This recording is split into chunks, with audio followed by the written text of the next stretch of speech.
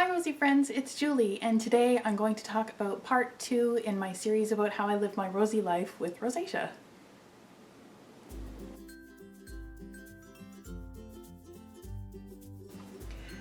So before I get started, I just want to confirm, in case this is your first time on my channel or you don't know that much about me, I am not a doctor, I'm not a dermatologist, I'm not a skin expert, I'm not a nutrition expert, I am not an expert in health in any kind, or medicine, or related things.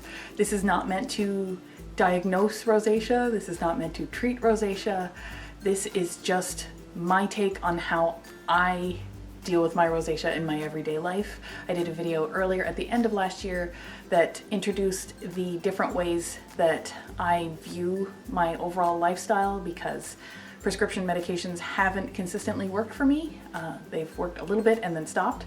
So I've had to basically lean on other things, other overall lifestyle changes and treatments and things like that. So just before we get started, none of this is a recommendation for something that you should do.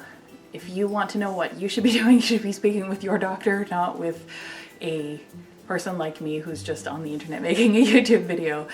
So the point to me sharing this isn't to give you a guaranteed way that this is gonna work for you or clear up your rosacea symptoms or anything like that. Instead, it is just me sharing what is working for me so far and what isn't working for me so far, and maybe giving you some ideas of things that you might discuss with your doctor or try out for yourself in case you are looking for your next step.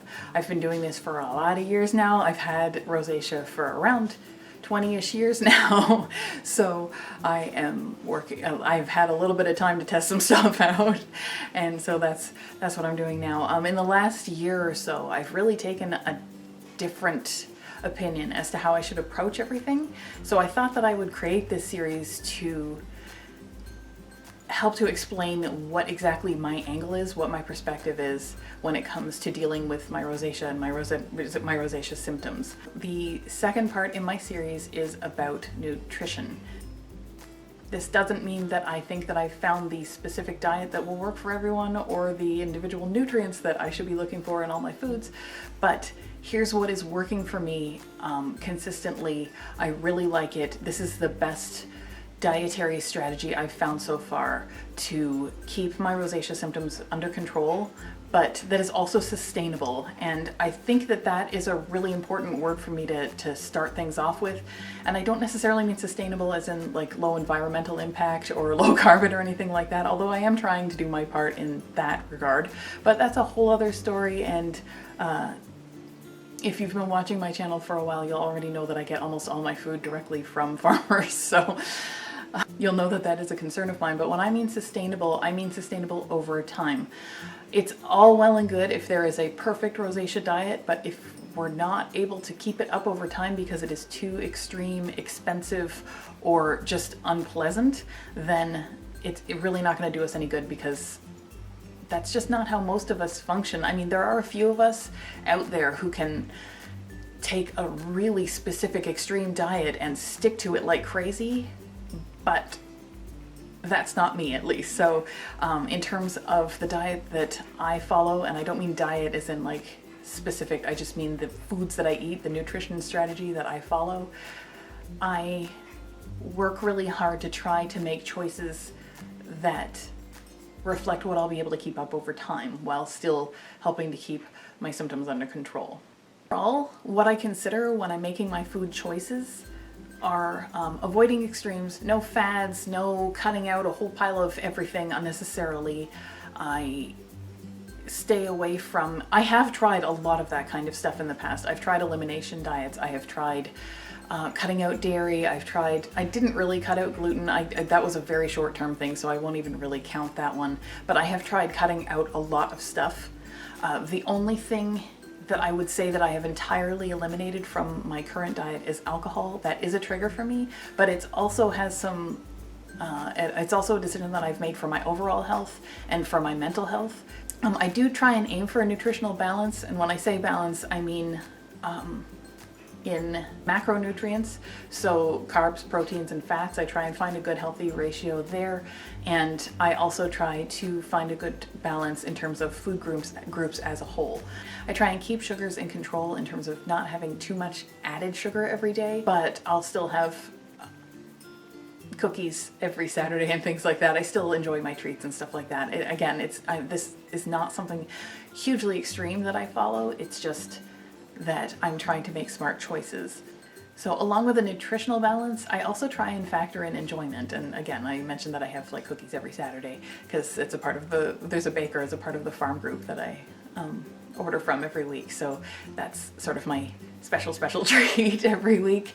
But enjoyment is a major factor, and that's, if I don't like the food that I'm eating, I'm not going to be able to keep it up over time. I enjoy cooking, I enjoy eating, I like sharing recipes with other people. Food is fun. I even enjoy meeting all the farmers who grow the food that I'm eating and who raise and prepare some of the foods that I'm eating. So farmers markets and things like that are wonderful to me. Food is an extremely central part of my life, and taking that enjoyment away would do a lot of harm to my overall well-being. So enjoyment is a major factor. So because of that, I'm not going to make deep cuts into what I'm eating necessarily, just because I think that it might help to make my rosacea a little bit less pink. And I am not downplaying rosacea symptoms. They are uncomfortable, they are visible, and as I said, I've been dealing with them for a very long time, so I do understand how powerful they are. It's just in the balance of my life when it comes to enjoying overall what I eat and trying to eliminate my symptoms. I try and kind of find a healthy balance between the two. I don't have an actual rosacea diet. I have a rosacea lifestyle, but I do focus on a lot of nutrition choices to help to keep my symptoms under control. I have spent a lot of time tracking what my triggers are, and I have, as I said, I've done elimination diets in the past. Unless you are doing a guided elimination diet with the help of a doctor or another nutrition expert, I don't recommend trying to do that on your own. I know that I said that I wouldn't recommend anything because I'm not a doctor or anything like that, but what I understand of elimination diets is that they need to be done extremely precisely, and if you slip even once, that usually means you will need to start over because it will negate all the accuracy of everything that will happen after that point unless you start again. It is a very specific, very strategic way of finding out how individual ingredients are affecting you in various ways to various ends. So if that is something that you feel is the best way for you to track down your triggers and find out what is affecting your skin, then I highly recommend being guided through that by an expert, because it is very easy to do that wrong. I have stopped cutting out things from my diet, not just because of enjoyment factors, but for example, I have a mild lactose sensitivity. My stomach, if I have too much, my stomach will become upset and things will happen that I'm not going to describe in this video.